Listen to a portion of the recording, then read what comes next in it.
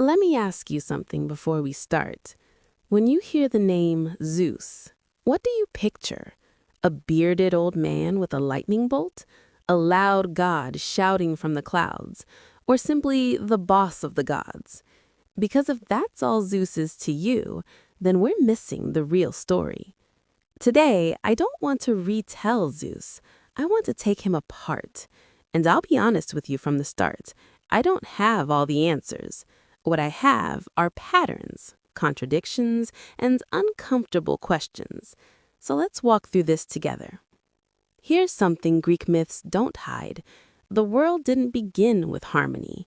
It began with conflict, chaos, then Gaia, then Uranus, then Cronus. Each generation overthrows the previous one. Why? Because Greek mythology doesn't imagine the universe as peaceful. It imagines reality as something that stabilizes only after violence. Zeus doesn't create order from nothing. He wins it. That already tells us something important. This might sound shocking, but listen carefully. Zeus does not create the universe. He doesn't create humanity. He doesn't even create the gods. Zeus organizes power. He takes a broken, dangerous cosmos and imposes structure on it.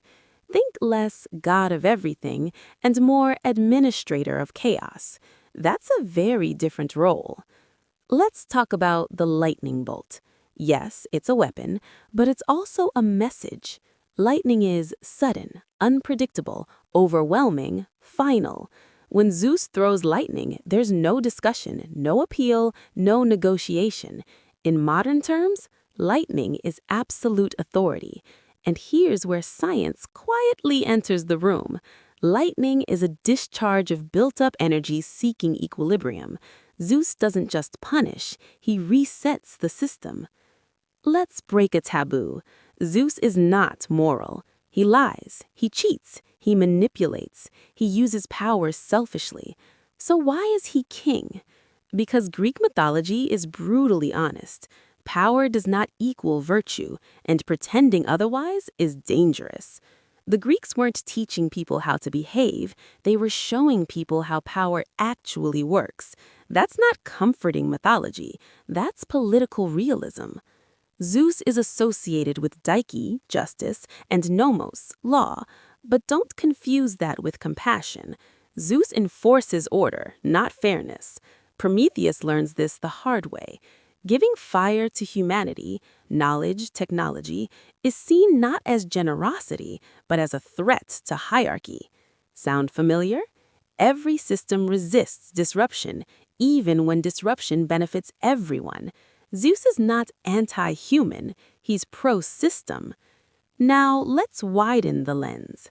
Anu in Mesopotamia, Ra in Egypt, Indra in Vedic tradition, Thor in Norse myth.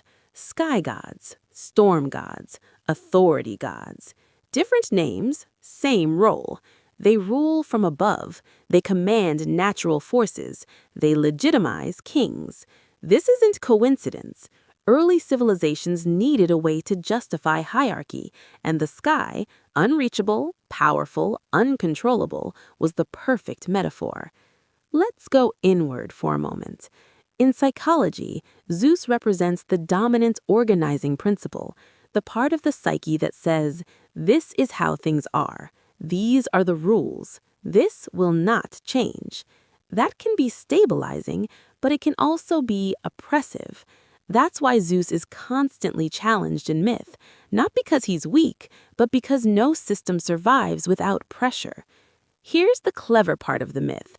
Zeus is challenged, but he is never overthrown, unlike Uranus, unlike Cronus. Why?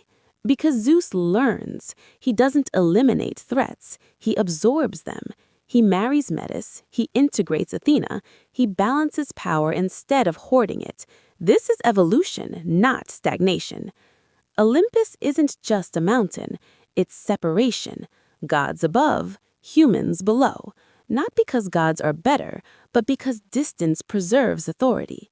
The closer power gets to people, the more fragile it becomes. Zeus understands that, and that might be his most modern trait. So let me ask you something uncomfortable. If Zeus existed today, would he rule through thunder or through institutions, laws, and narratives? And here's the real challenge.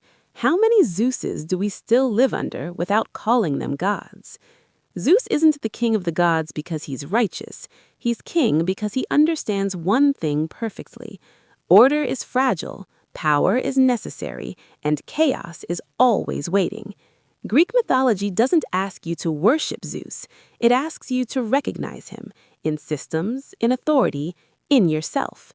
And once you see that, you're no longer listening to myths. You're reading the operating system of civilization. Welcome to the part of mythology that lives beyond the known.